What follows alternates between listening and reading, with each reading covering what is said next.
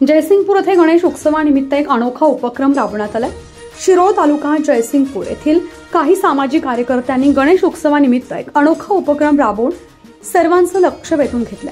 श्री संतोष पवार, श्री संजय पाटील, भीमराव हडपत, संतोष हडपत, सावकार सुतार, अमर हडपत यांनी जयसिंगपूर येथील रणझुंजार चौक व रणवीर चौक, शाखा क्रमांक 2 बॉईज चौक, महालक्ष्मी चौक व एलडी ग्रुप येथे 24 तास सुगंध देणारी 5 फूट अगरबत्ती व पुष्पहार भेट देऊन आरती करण्यात आली।